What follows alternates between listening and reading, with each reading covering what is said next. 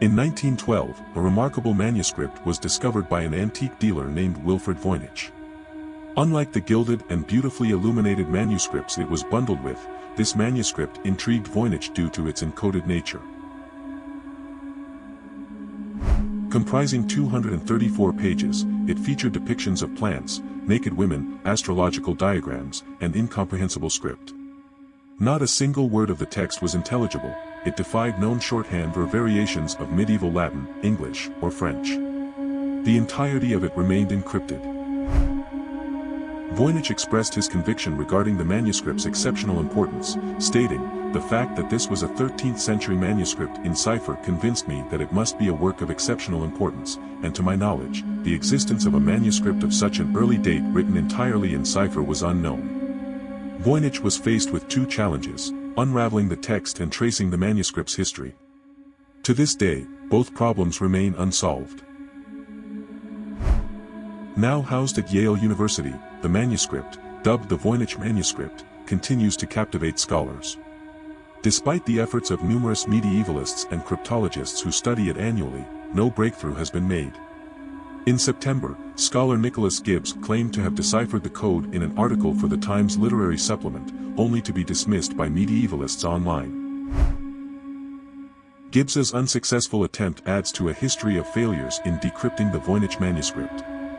Since at least the 17th century, cryptologists worldwide have grappled with its enigmatic content, likening it to a certain riddle of the Sphinx. The authorship and purpose of the Voynich manuscript remain a mystery, though carbon dating suggests it originated between 1404 and 1438, contradicting Voynich's assertion of it being a 13th century document. Throughout its recorded history, dating back to the earliest discussions of the manuscript, it has always been regarded as a wondrous yet indecipherable enigma, existing in the annals of time as an unreadable relic. According to historical accounts, the first documented owner of the manuscript was purportedly the Holy Roman Emperor Rudolph II, who is said to have acquired it for 600 gold ducats, equivalent to $90,000 today, around the early 17th century.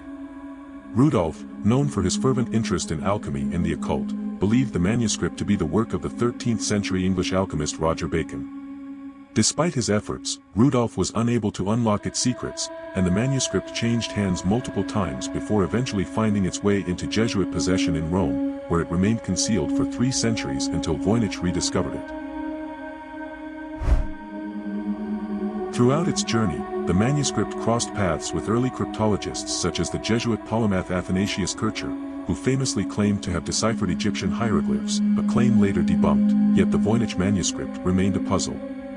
Its enigmatic nature seemed to consume the lives of those who possessed it, as evidenced by the dedication of one owner who, even in death, could not relinquish the hope of deciphering its mysteries. To its deciphering, he devoted unflagging toil.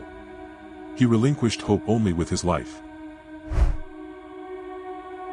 The Voynich manuscript is divided into 7 distinct sections, each of which has been given a conventional name by enthusiasts: botanical, astronomical, cosmological, zodiac, biological, pharmaceutical, and recipes. The botanical section, comprising approximately half of the manuscript, contains depictions of various herbs. While some of these herbs resemble real plants, others appear to be fantastical creations. Among them are a few likened to sunflowers, although the validity of this identification is debated due to the absence of sunflowers in Europe during the 15th century. Following the botanical section is the astronomical portion, featuring illustrations of the sun, moon, and stars.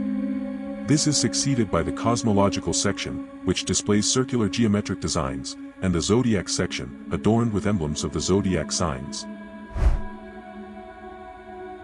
The biological section showcases illustrations of nude human figures, predominantly women, depicted within a series of tubes or baths filled with liquid.